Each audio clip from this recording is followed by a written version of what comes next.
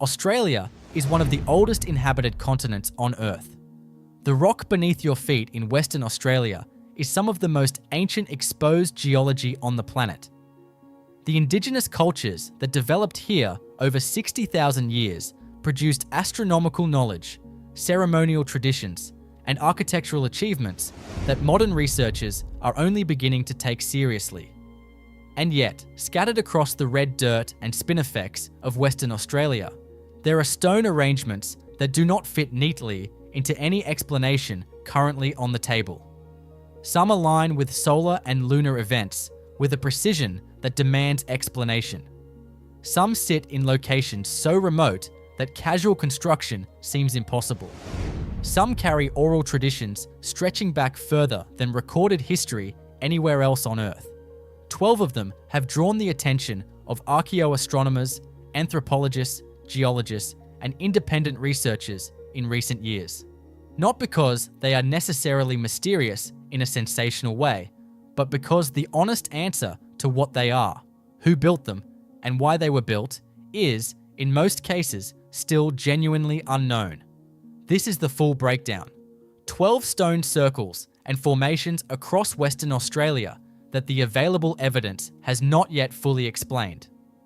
If you find yourself drawn to the parts of Australian history that do not appear in school curricula, subscribe now and turn on notifications.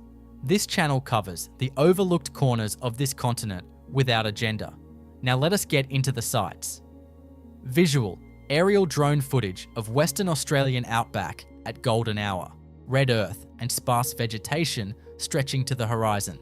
Number 1. The Murujuga configurations, Burrup Peninsula. Visual, wide shot of the Burrup Peninsula coastline, rocky ground covered in petroglyphs. The Burrup Peninsula contains the largest concentration of rock art on Earth. More than 1 million individual engravings have been documented across the peninsula. Within the broader Murujuga complex, researchers have identified specific stone arrangements that appear to function independently of the rock art itself. These configurations sit in elevated positions across the peninsula's ridgelines, oriented in ways that do not correspond to practical shelter construction or simple boundary marking. Researcher Philip Clark, who has documented stone arrangements across the Pilbara for over a decade, notes that several formations align along a consistent solar bearing corresponding to the summer solstice sunrise. Visual, close-up of ancient petroglyphs carved into dark red rock. What makes the Murujuga configurations difficult to categorize is their layered relationship to the surrounding petroglyphs. Some arrangements appear to predate the most ancient engravings nearby. Others appear integrated with engraving sequences in ways suggesting a combined ceremonial function. The Ngarluma and Yindjibarndi communities hold cultural knowledge of these sites that has not been fully documented in academic literature. Elders have indicated the configurations relate to ceremony and knowledge transmission, but specific details remain within community custodianship. Visual, sunset over Murujuga, long shadows across rocky terrain. What archaeology confirms is that the Burrup Peninsula has been continuously occupied for at least 50,000 years. The configurations within it were built by people with profound and accumulated knowledge of this landscape. The honest position is that the full extent of that knowledge and what these specific arrangements encoded has not yet been explained. Number 2. The Walga Rock Circle, Murchison region. Visual, establishing shot of Walga Rock, a massive granite outcrop rising from flat red earth. Walga Rock rises from the scrubland of the Murchison region approximately 60 kilometers west of Kew. The rock is famous for its extensive gallery of Aboriginal rock art, including a depiction of what appears to be a sailing vessel consistent with Macassan proa vessels, suggesting contact history far older than European settlement. Less discussed than the rock art is the stone circle situated on flat ground at the rock's eastern base. Visual, ground level view of stone arrangement on red earth. The Walga Rock Circle consists of approximately 40 to 50 stones, ranging from fist-sized to roughly knee-height, arranged in a rough ellipse approximately 18 meters across its longest axis. The arrangement has not been formally excavated or dated. It is not listed on the State Heritage Register. The stones are not naturally deposited in this pattern. The surrounding geology does not produce this distribution. Someone placed them there deliberately. Visual. Detail shot of individual stones. Lichen growth suggesting great age. The orientation of the ellipse has not been formally assessed against astronomical bearings. No carbon dating or optically stimulated luminescence testing has been conducted at the site. Without that work, the claims that can be made about Walga Rock's circle are limited to the observable fact of its deliberate construction and its approximate dimensions. Number 3. The Bileranga Stones, Central Wheat Belt. Visual. Flat agricultural wheat belt landscape, patches of remnant bush at the edges of cleared fields. Agricultural clearing over the past century has fundamentally altered the landscape across millions of hectares of Western Australia. Stone arrangements that existed within that landscape were in many cases disturbed or destroyed without documentation. The Bileranga site, located on a pastoral property between Merredin and Southern Cross, was reported to the Department of Aboriginal Affairs in the 1980s by a landholder who had fenced off a section of unremarked scrub. The report described granite stones arranged in 2 concentric rings, the inner ring approximately 8 meters in diameter, the outer approximately 15. A single large flat stone sat at the center. Visual. Remnant bushland on agricultural land, granite outcrops visible through thin scrub. The site was visited and photographed in 1987.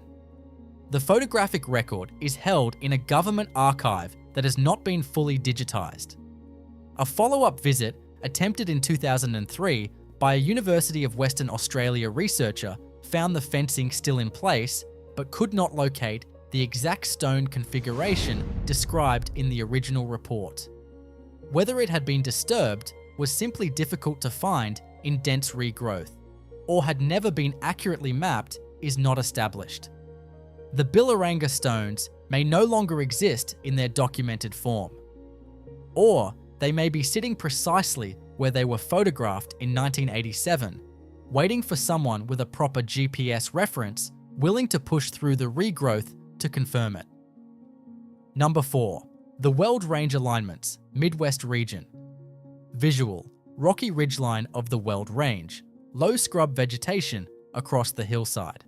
The Weld Range is iron-rich hill country in the Midwest region, currently the subject of a long-running proposed iron ore development. The heritage debate around that development has drawn attention to cultural sites that received limited formal documentation before the mining applications accelerated the research process. Among those sites are several stone alignments on the elevated ridgelines, running in orientations that initial assessments have flagged as potentially astronomical. The alignments consist of stones placed at intervals along natural ridge features, using the terrain as part of the structure in a way suggesting deliberate use of landscape rather than purely constructed geometry. Visual. Researcher measuring distances between stones on rocky hillside. The Wajari Yamachi people, the traditional custodians of Weld Range country, have spoken in public hearings about the cultural significance of these sites in terms relating to ceremonial use and sky knowledge. The specific alignment functions have been described in general terms in heritage impact assessments, but not in sufficient technical detail for independent astronomical analysis. This is a recurring pattern across Western Australian stone site research. The knowledge of what these sites mean often exists within community custodianship. The question of how much is appropriately shared with external researchers, in what form and with what protections, is not a simple one. Visual. Wide view of Weld Range landscape at sunset, ochre-coloured rock faces catching the last light. Number 5. The Lake Moore configuration, Northern Wheatbelt.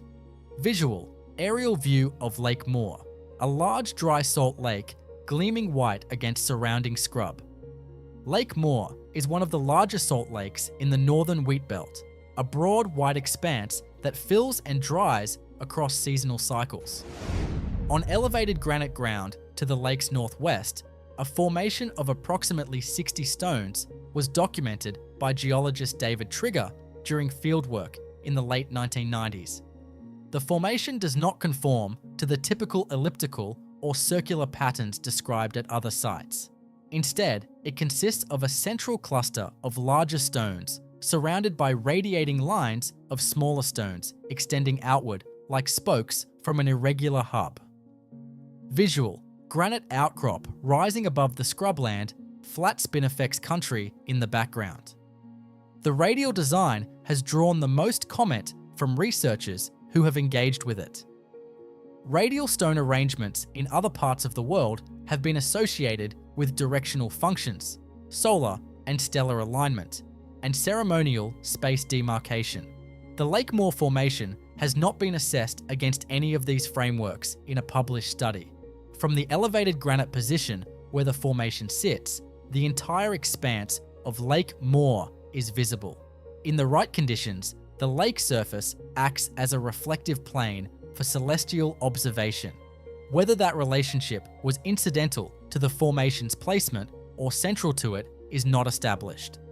Visual, reflection of blue sky in the Salt Lake surface, distant scrubland at the edges of the frame.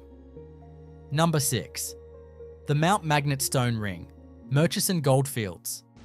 Visual, wide main street of Mount Magnet, heritage buildings and wide road.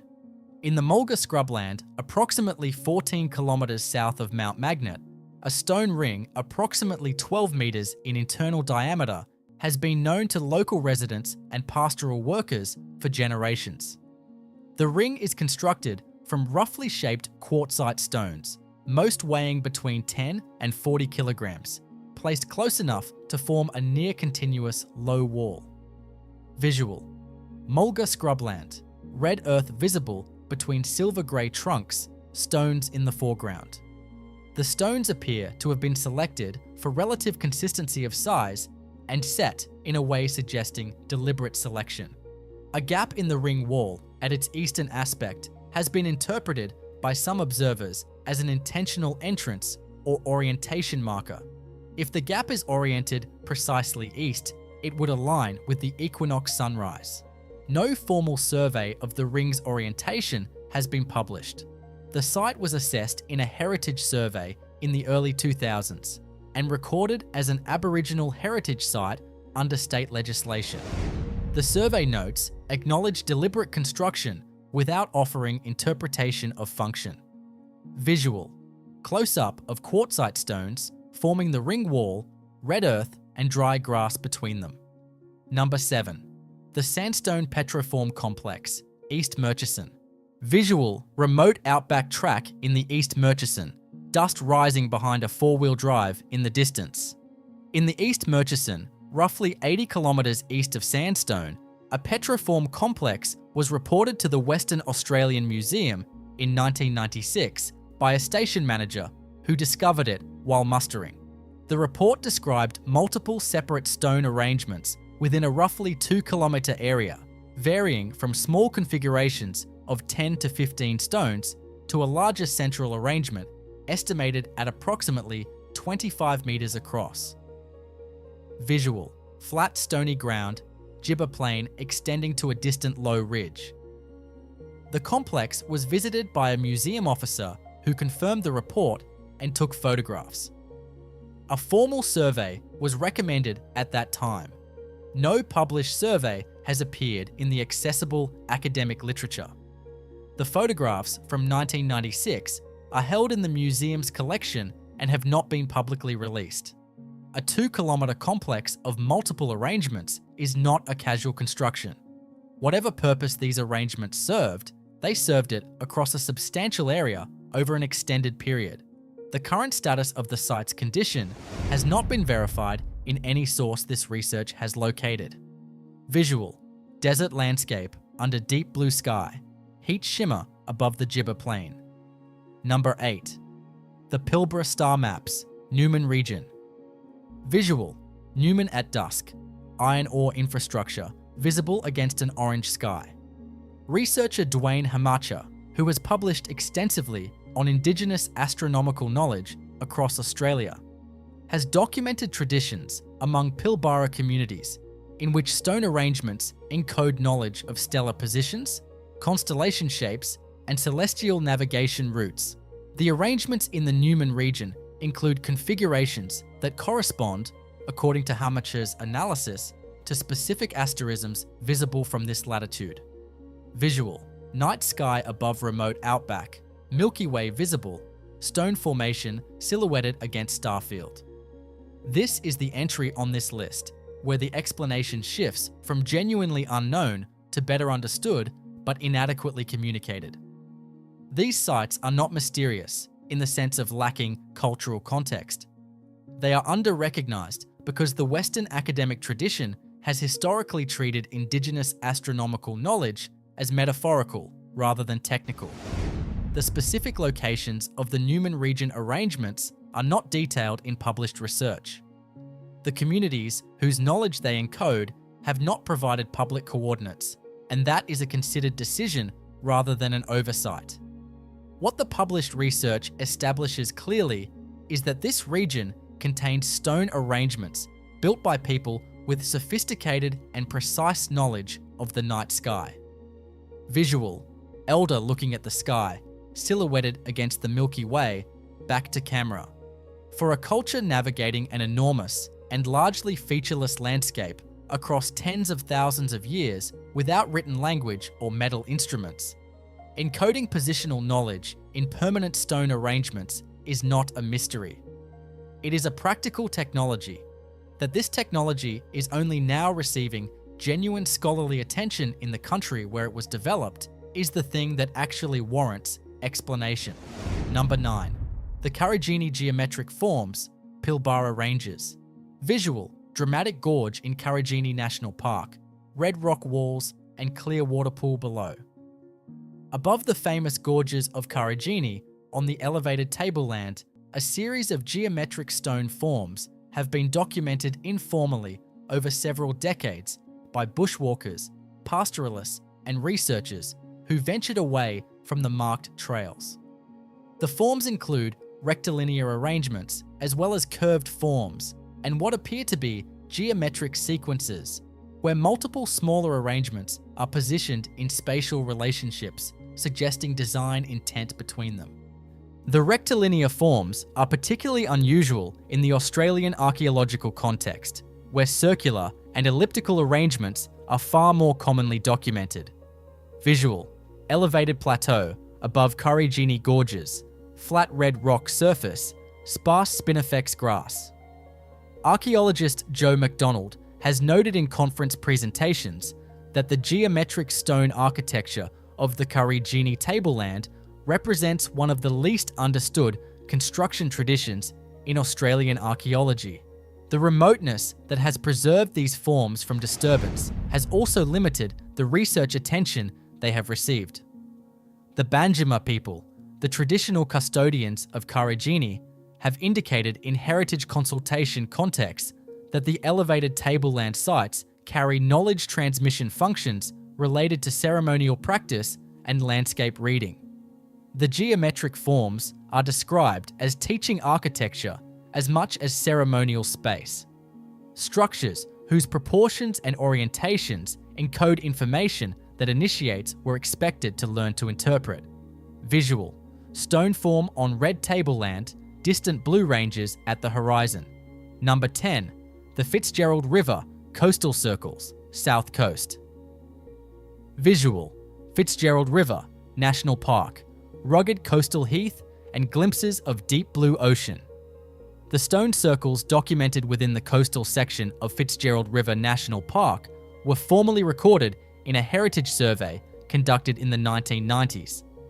The survey identified 7 separate circular formations within a coastal zone approximately 12 kilometers long, positioned on low coastal headlands with consistent sightlines to the ocean. The formations range from roughly 6 meters to approximately 11 meters in internal diameter, constructed from local granite and quartzite that surfaces naturally along the headlands. The stones are placed with a consistency and regularity that distinguishes them clearly from natural rock scatter. Visual: coastal headland with low stone formation visible among heath vegetation, ocean in the background. The Heritage Survey produced measured drawings, photographic records, and orientation assessments. Those assessments established that 3 of the 7 formations are oriented with a break in their perimeter that aligns within a few degrees of true north.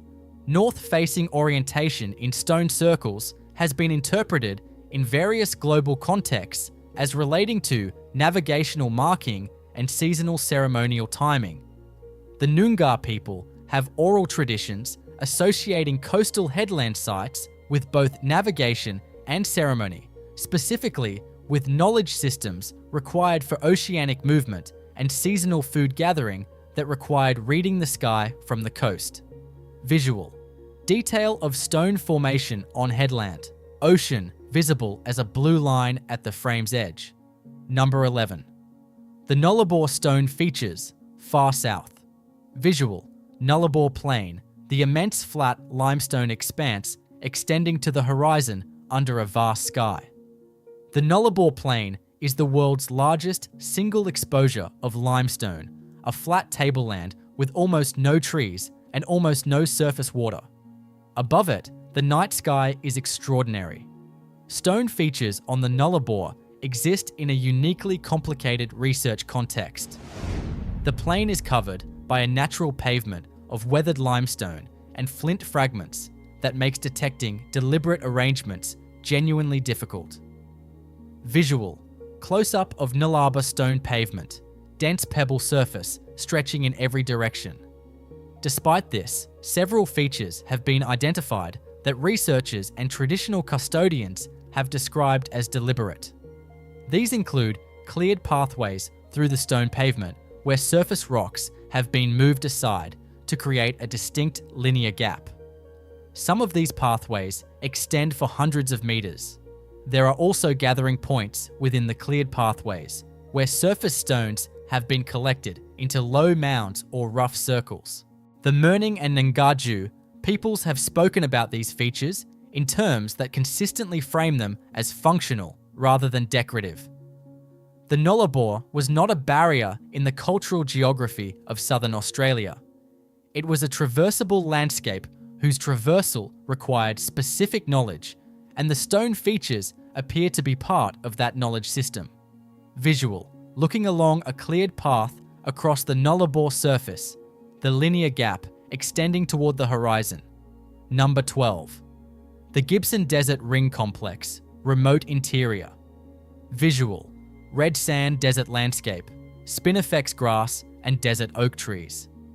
The Gibson Desert Ring Complex was first formally reported not by a researcher conducting targeted fieldwork, but by a geologist conducting airborne magnetic survey work for a resources company in 2008. The survey imagery revealed a pattern of surface features flagged to the Western Australian Department of Indigenous Affairs as requiring ground inspection. Visual: aerial imagery of remote desert, subtle circular formations visible as slight colour differences in the red earth. A ground inspection the following year confirmed what the aerial survey had suggested: a series of stone rings and arrangements, the largest approximately 30 meters in diameter, sitting in a shallow valley between 2 low red sand ridges. The rings are constructed from desert sandstone and quartzite that does not occur naturally on the valley floor, but is present on the ridgelines approximately 2 kilometers away. Those stones were carried. That establishes clearly that this was not incidental construction. The people who built the Gibson Desert Rings collected specific materials from a specific source and transported them to a specific location. Visual: ground level view across the Gibson Desert Ring Complex, stone formations against red sand. The Martu people, The traditional custodians of this country confirmed the site's significance and indicated its specific functions sit within ceremonial knowledge not available for public documentation. The site has been registered as a protected heritage site under Western Australian legislation. What the Gibson Desert Ring Complex represents is a reminder that Western Australia is large enough and remote enough that it still contains significant sites that came to formal research attention within living memory. If aerial survey technology found this complex in 2008, the honest question is how many comparable complexes remain in parts of the interior that have not been covered by airborne survey. That question does not currently have an answer. Visual. Wide aerial view of the Gibson Desert, the Ring Complex, a small and precise mark in the vastness. 12 sites. 12 entries in a research record, that is, across every entry, incomplete in ways that matter. The pattern that emerges is not one of supernatural mystery. It is the pattern of a knowledge system of extraordinary depth and duration that has been systematically under-researched by institutions with the resources to study it properly, and actively damaged in some cases by the development pressures and administrative failures that have characterized the treatment of Indigenous heritage in this country for most of the past 2 centuries. The stone circles and alignments of Western Australia were built by people who had been developing their understanding of this landscape, this sky, and this country for 60,000 years or more. What remains unexplained is not the sophistication of the builders. What remains unexplained is the specific function of specific sites, because the research has not been done at the scale these sites warrant, and because the communities whose knowledge would unlock the remaining questions are navigating a reasonable and historically grounded caution about sharing what they know. That is not a mystery in the sensational sense. It is a research deficit and a relationship deficit. Both are solvable problems. If this changed how you think about the depth of Australian history, leave a comment below and tell us which site you would most want to visit. Subscribe for more content that takes the overlooked parts of this continent seriously. We will see you in the next one. Visual. Final wide shot. Ancient stone arrangement in foreground. Western Australian landscape stretching to the horizon. Late afternoon light turning everything gold.